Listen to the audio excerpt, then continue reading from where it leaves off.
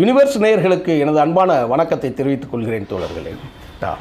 புரட்சித் தலைவர் எம்ஜிஆர் அவர்களுடைய மகத்தான பணிகளையும் அவர் மக்கள் மனதில் நிலைத்து நிற்கிறதுக்கான காரணங்களையும் நாம் சொல்லி வருகிறோம்.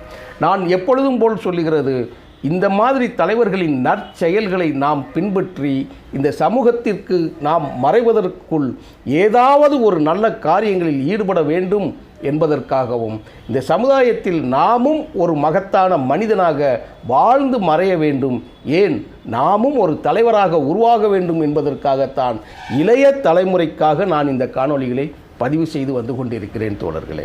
அப்படித்தான் புரட்சித் தலைவர் எம்ஜிஆர் அவர்களுடைய இந்த சீரீஸ் நீண்டு கொண்டே போகிறது. அவருடைய பணி அது எப்படி விளக்கமாக ஒரு குடத்திலிற்ற விளக்கு போல் இல்லாமல் ஒரு சூரிய ஒளியைப் போல் அது பாய்ச்சி பரவுகிறது என்பதை நினைக்கும் போது நமக்கு மிகவும் பிரமிப்பாக இருக்கிறது தோழர்களே.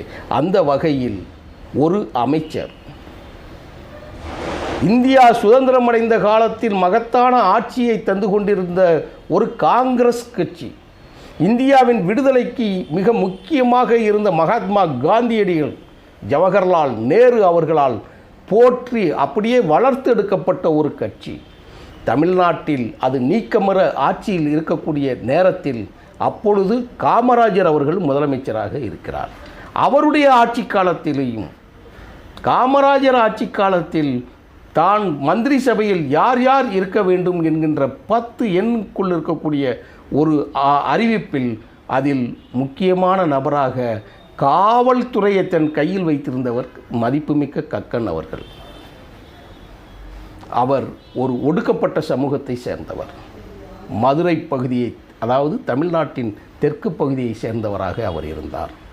இதில் மிக முக்கியமாக நாம் கவனிக்க வேண்டியது என்னவென்று கேட்டால் தோழர்களே, எத்தனையோ பேருக்கு கிடைக்கக்கூடிய வாய்ப்பு இந்த கக்கனுக்கு எப்படி கிடைத்தது என்று சொன்னால், அவர் ஒரு விடுதலை போராட்ட தியாகி, நேர்மையான மனிதர், தனக்கென்று எதுவும் சேர்த்துக்கொள்ளாதவர், தான் வாழுகிற பொழுது வீட்டு வசதி வாரியத்துறையின் வீட்டில் குடியிருந்தவர், அதிகாரம் அனைத்தும் தன் கையில் இருந்தாலும் அரசு வாகனங்களை உபயோகப்படுத்தாமல் பொது பேருந்துகளை பயணப்படுத்தி கொண்டவர்.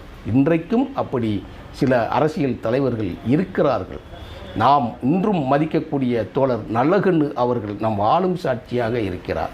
அப்படிப்பட்ட மனிதர் தான் கக்கன். ஆனால் அவர் மிகப்பெரிய பேராய கட்சியான காங்கிரஸ் கட்சியில் இருக்கின்ற பொழுது, அவர் மந்திரி சபையில் இருந்தும் அவர் வீட்டை விட்டு வெளியே வரக்கூடிய சூழல் எப்படி நடந்தது என்று கேட்டால் இந்த சமூகத்தில் நாம் பொறுத்து கொள்ள முடியாதது. ஆனால் அள்ளி அள்ளி கொடுத்து அனைவரும் அன்பை பெற்ற புரட்சித் தலைவர் எம்ஜிஆர் அவர்கள் கக்கனை அவர்களையும் கக்கன் குடும்பத்தையும் வாழ வைத்தார். இதை நான் மீண்டும் சொல்லுகிறேன் தோழர்களே, வயது கொஞ்சம் மூப்பு கூடியவர்கள், அரசியல் தெரிந்தவர்களுக்கான காணொளி இது அல்ல. வளரும் இளைய தலைமுறையினருக்கு ஒரு நல்ல தகவல்களை நான் சொல்லிக் கொடுக்க வேண்டும் என்பதற்காகத்தான் இந்த யூனிவர்ஸ் மூலமாக பேசி வந்து கொண்டிருக்கிறேன். தெரிந்த தோழர்கள் இதை தன்னடக்கமாக இதை சரியாக இருக்கிறதா என்று நீங்கள் பார்த்து சொல்லிக்கொள்ளலாம். ஆனால் நான் சொல்லுவது 100க்கு 100 உண்மை. நீங்கள் எந்த மேடையிலையும், எந்த அரங்கத்திலையும், எந்த பேச்சு போட்டியிலையும் இந்த கருத்தினை நீங்கள் பதிவு செய்யலாம். இது ஆதாரம், 100% ஆதாரம். அதனால்தான் என்னுடைய காணொளிகளில் நான் புத்தகங்களையும் அப்படியே அந்த புத்தகங்களுடைய பரிந்துரைகளையும் பக்க எண்களையும் தலைப்புகளையும் நான் குறிப்பிடுகிறேன். இது ஒரு முக்கியமான புத்தகத்தில்.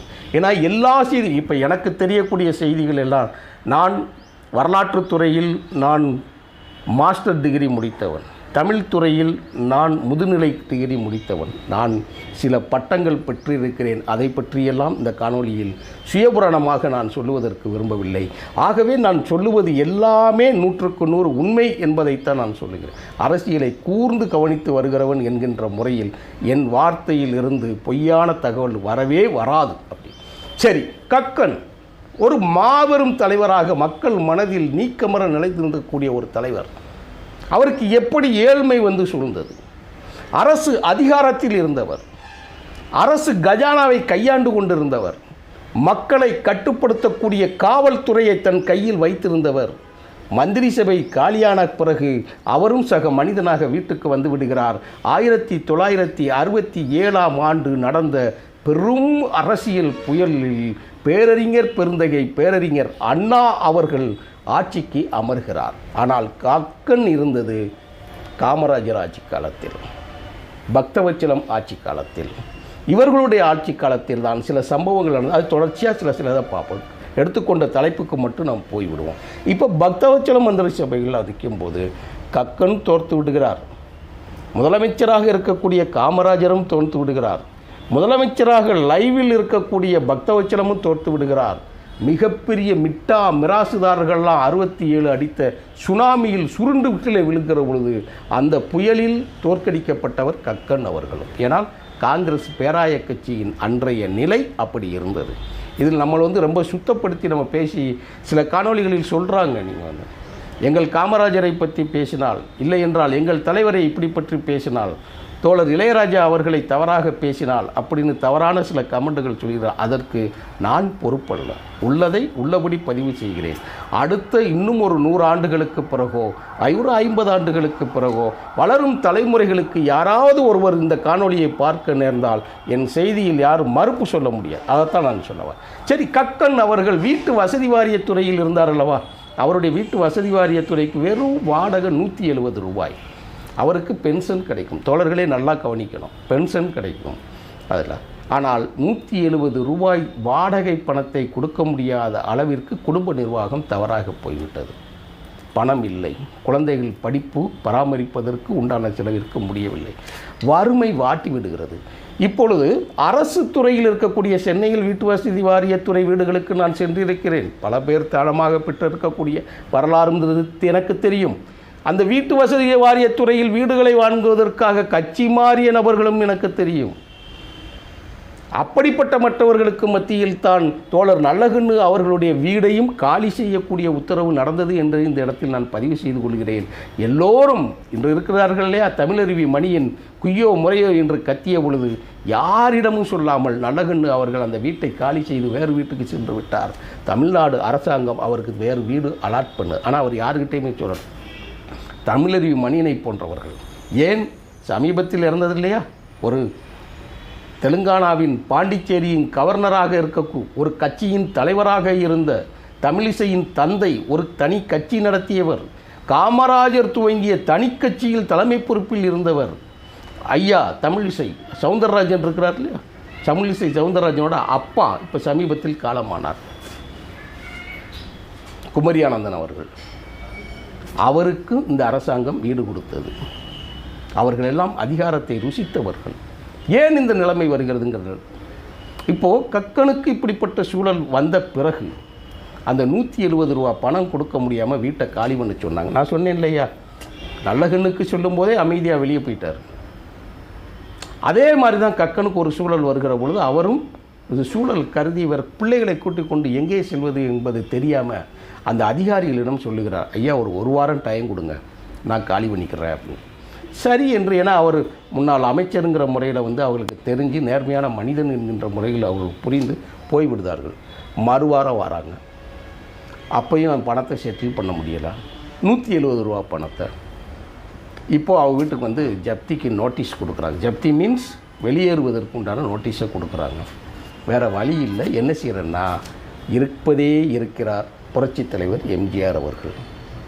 அவர்கள் வீட்டுக்கு போனால் யாரையும் வெறுகையோடு அனுப்புவதில்லை என்ற செய்தியை கேள்விப்பட்ட கக்கனின் மனைவி அவர்கள் நேராக ஒரு மனுவை எழுதி கொண்டு ராமாபுரம் தோட்டத்தில் குடியிருக்கக்கூடிய புரட்சித் தலைவர் எம்ஜிஆர் அவர்கள் வீட்டு வரிசையில் மக்களோடு மக்களாக நிற்கிறார்.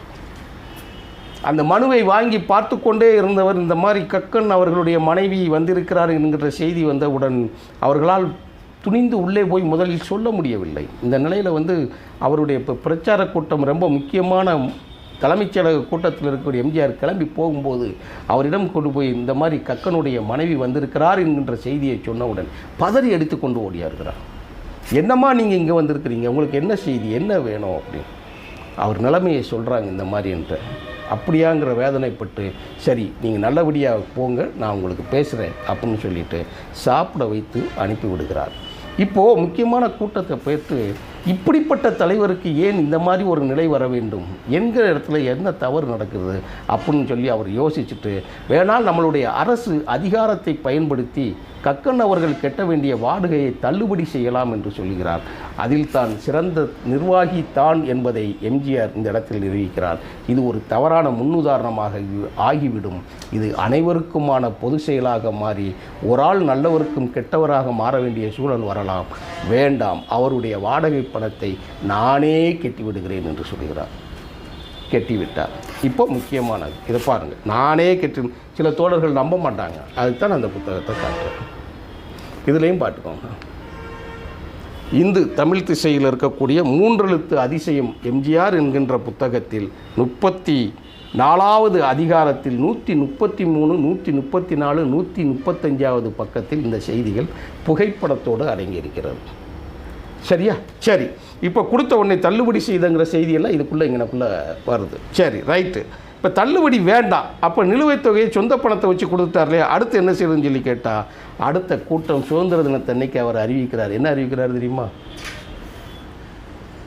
ரொம்ப முக்கியமான செய்தி. தியாகிகளை கௌரவிக்கும் வகையில் அவருக்கு உண்டான ஒரு குடிசை மாற்று வாரியத்தோட வீடை மட்டும் அவர் கொடுக்கறதுக்கு பதிலாக அவருடைய மகனுக்கு ஒரு வேலையை போட்டு கொடுத்து, நன்றாக அந்த செய்தியை நான் வாசிக்கிறேன் தோழர்களே, அவருக்கு இலவசமாக ஒரு வீடு கொடுக்கப்பட்டு அவரது மகனுக்கு அரசு வேலையும் வழங்கி வீட்டு உதவி தொகையையும் அதில் வச்சு மாதம் 500 ரூபா அவருக்கு உதவித்தொகையை அறிவித்து இவ்வளவும் ஒரு வெள்ளி பேழையில் வைத்து கக்கனுக்கு உத்தரவு நகலை கொடுத்தார். திராவிட இயக்கத்தின் சாதனை. புரட்சித் தலைவர் எம்ஜிஆர் அவர்கள் அது நிரந்தரமாக ஒருத்தருக்கு தீர்வு செய்ய வேண்டும், எப்படி செய்ய வேண்டும் என்பதற்கு எடுத்துக்காட்டாக விளங்கினார். எவ்வளோ செஞ்சார் பாருங்க. வீடு, பணம், மாதம் உதவித்தொகை, மகனுக்கு வேலை, இவ்வளவும் கொடுத்துட்டு ஒரு போராளியை, ஒரு சுதந்திர போராட்ட வீரனை, ஒரு பரிசுத்தமானவனை, ஒரு முன்னாள் அமைச்சரை அவர் முறையாக கௌரவித்து அவர் வழங்கி என்றால் எப்படிப்பட்ட மனம் இருக்க வேண்டும் என்று யோசிச்சு பாருங்கள். இதிலே இன்னொரு சம்பவம் நடக்கும். மதுரை முத்து எம்ஜிஆருக்கு சேலை அனுப்புகிறேன்னு சொன்ன ஆள், உலகம் சுற்றும் வாலிபன் படம் வெளியாகும் போது இந்த படம் ஓடிட்டா நான் சேலை கட்டுறேன்னு சொன்னோடனே எம்ஜிஆர் ரசிகர்கள்லாம் சேலை அனுப்பி விட்டாங்க. படம் பிரம்மாண்டமாக உலகம் முழுவதும் ஓடி தீர்த்தது. அந்த சேரத்தில் அவரை பார்ப்பதற்காக சென்னை பொது மருத்துவமனைக்கு எம்ஜிஆர் அவர்கள் போயிருக்கிறார். அவர் உடல்நலம் இல்லாமல் இருக்கும்போது போயிட்டு வரும்போது அங்கனக்குள்ளே ஒரு முதியவர் இருக்கிறார். அதை பார்த்த காளிமுத்து அவர்கள் எம்ஜிஆர்கிட்ட சொல்கிறாங்க, ஐயா இது யாருன்னு தெரியுதான்னு சொல்லி பார்க்குறாரு. கக்கன் இருக்கிறார். கக்கன் இருக்காரா? அவர் எதுக்கு இங்கே இருக்கிறாரு அப்படின்னு சொல்லிட்டு திரும்பி விறுவிறுன்னு வராரு. வந்து பார்த்தா ஒரு இடத்துல கூனி குறுகி உட்கார்ந்துருக்கிறாரு. மேலே வந்து ஒரே ஒரு துண்டு மட்டும் போட்டு படுத்த நிலைமையில். பதறிப்போன எம்ஜிஆர் ஓடி போய் வாரி இணைத்து இரு கைகளையும் கற்றிக்கொண்டு, உங்களுக்கு என்ன ஆச்சு? உங்களுக்கு நான் என்ன மருத்துவம் பார்க்க வேண்டும்? உங்களை காக்க வேண்டிய பொறுப்பை நான் எடுத்துக்கொள்கிறேன். நீங்கள் எதற்காக இங்கே இருக்கிறீர்கள்? வாருங்கள். இல்லை எனக்கு வேண்டாம், நான் இங்கேயே நான் மருத்துவம் பார்த்துக்கொள்கிறேன் என்று கக்கன் வந்து சொல்லியிருப்பார். கக்கன் சொன்னதும், உங்களுக்கு சிறப்பு மருத்துவத்துக்கு நான் ஏற்பாடு செய்ய இப்பொழுதே உத்தரவிடுகிறேன்னு சொல்லி நேரடியாக அத்தனை டாக்டர்களையும் வர வச்சு அவருக்கு என்னாச்சு ஏதாச்சுங்கிற விஷயத்தை சொல்லி முழு உதவித்தொகையை முழு மருத்துவத்தையும் சேர்த்து அந்த இடத்துல வந்து கொடுக்க சொல்கிறார். அதில் தான் சொல்கிறாரு, அப்போ பேசிட்டு அப்போ வந்து அவர் சொல்கிறார், ஒரு துண்டோடு கிடக்கக்கூடிய இதுகளுக்கு. ஆனால் அப்பையும் கக்கன் என்ன சொல்கிறான்னு தெரியுன்னா, ஐயா எத்தனையோ பேர் இருக்கிறாங்க, மக்களோட மக்களாக நான் இருந்துகிறேன், எனக்காக எதுக்கு போய் நான் தனி வார்டு சிறப்பு வார்டுன்னு வேண்டாம், எனக்கு மருந்து மாத்திரைகள் ஒழுங்கு கிடைத்து தந்தால் போதும் அப்படின்ன உடனே அவருடைய உடல் உத்தரவாதத்தை அவர் ஏற்றுக்கொண்டார்.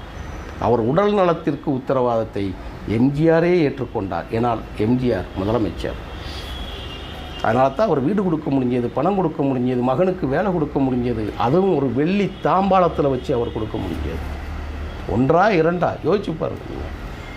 மரியாதை, அதாவது ஒரு அரசு ஆணை மூலமாக எந்த உதவியை வேணாலும் செஞ்சு விடலாம் தோழர்களே, ஆனால் மரியாதை இருக்குது பார்த்தீங்களா, அந்த மரியாதை தான் ரொம்ப முக்கியமானது.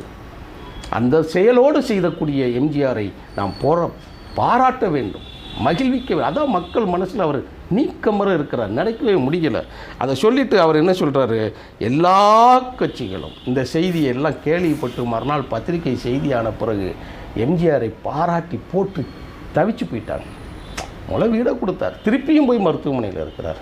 சரி, நான் எனக்கு ஒரு சந்தேகம், இந்த நாட்டை ஆண்டவர்கள், அதிகாரத்தை தன்னிடம் வைத்திருந்தவர்கள், மாதம் பென்ஷன் வாங்கக்கூடியவர்களுக்கு இப்படிப்பட்ட ஒரு பலவீனம் எப்படி தோன்றுகிறது என்பதை நான் ஒரு காணொலியில், அது பிரைவேட்டாக நான் போடுகிறேன். அரசியலில் வெற்றி வருவது எப்படி, அரசியலில் வெற்றியை தக்க வைத்துக் கொள்வது எப்படி, இது குடும்பம் நடத்துவதற்கும் நிர்வாகத்திற்கும் ஒரு அலுவலகம் நடத்துவதற்கும் சேர்த்து பொருத்தமாகும்.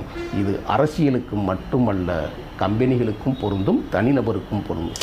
அதை நான் தனி காணொலியாக உங்களுக்கு பதிவிட்டு அது முன்முதலோடு நான் சொல்லுகிறேன். ஆனால் ஒன்று விஷயம் தோழர்களே, கக்கனை 2 முறை காப்பாற்றிய ஒரு மகத்தான தலைவன், வரலாற்றில் கக்கனின் புகழ் இருக்கின்ற பொழுதெல்லாம் புரட்சித் தலைவர் எம்ஜிஆர் அவர்களின் நினைவும் அவருடைய செயலும் போற்றப்படும் போற்றப்படும் போற்றப்படும். அதே கக்கனின் வாரிசுகள் இன்று அரசு அதிகாரத்தில் உச்சத்தில் இருக்கிறார்கள் என்பதை இந்த இடத்தில் நான் பதிவு செய்கிறேன். எம்ஜிஆர் செஞ்ச உதவியினால் அதில் மிகப்பெரிய ஒரு காரியமும் நடந்தது, அதையும் நான் சொல்லுகிறேன். இன்றைக்கி கக்கனின் வாரிசுகள் நன்றாகவே இருக்கிறார்கள், இன்றைக்கி அரசு அதிகாரத்தில் இருக்கிறார்கள். காவல்துறையின் உச்ச அதிகாரத்தில் அவருடைய பேத்தி இருக்கிறார் என்பதையும் இந்த இடத்தில் பதிவு சொல்லி விடைபெறுகிறேன். நன்றி, வணக்கம் தோழர்களே.